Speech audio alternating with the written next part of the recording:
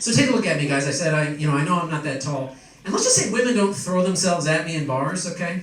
But recently, I was at a bar, and this girl comes right up to me, and she goes, "Oh my God, you're perfect." I didn't know what to say. I just went, "Go on." And she goes, "Yeah, you're everything I've been looking for." And I was dumbfounded. I just went, "Go on." And she goes, "I want to take you with me right now. Let's go meet my boyfriend." I said, whoa, boyfriend? Go on. And she goes, "See, let me explain. My boyfriend's really tall and muscular, kind of like Arnold Schwarzenegger. And you, on the other hand, have you ever seen the movie Twins?" That's when I realized what was happening. I said, "Let me get this straight. Your tall-ass boyfriend sent you out looking for a Danny DeVito counterpart for himself? And that's why you said I'm perfect? That you realize that's kind of insulting, and there's no way I'm going to come with you and meet your boyfriend." So we go to meet the boyfriend. He takes one look at me and he's like, "Babe, this guy's not going to work at all. This guy's way too tall." Best day of my life.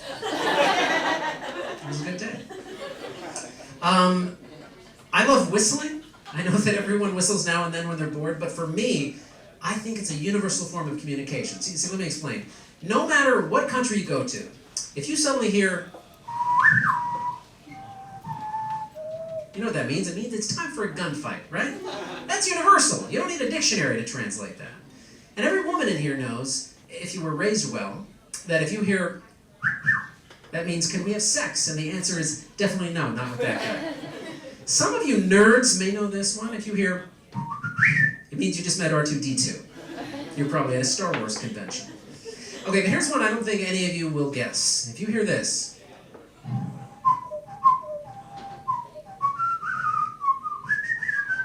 you know what that means? It means I'm an alarmingly good whistler.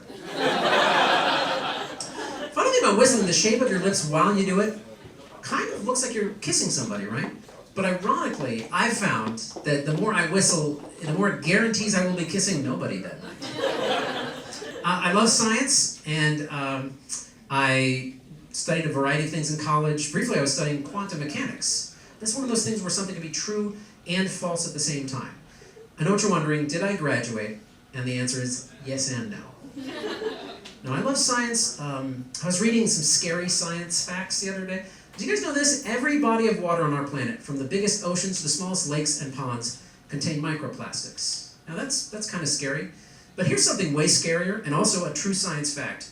Every Cybertruck on this planet contains micropenis. Watch out, don't get in there. You'll find one. Yeah. So, besides science, I also love history, and this is interesting. I was on Wikipedia. This is true. In the 1940s, there was a real dentist, okay? A dentist whose full name and everything was Dr. Gay Hitler. Isn't that crazy? A dentist calling himself a doctor? I'll never get over it. How many of you are here tonight because of a dating app? By a show of silence. Okay. I was on these apps, and usually I didn't have much luck, but a few times I did. This one time, I actually ended up having sex with this girl on this dating app date, and let me tell you the story. It's kind of interesting. First, let me say, every guy, at some point in his life, worries about penis size. That's totally normal. I don't. And this girl and she came back to my place, and we ended up, going to the bedroom, and in the middle of things, she goes, "Geoff, you've got a mean dick." She said, "Geoff, you have got a mean dick." And as a guy, you never forget when a girl says that, especially if you're mean, because the truth is, I have the national average. So, I have a mean dick.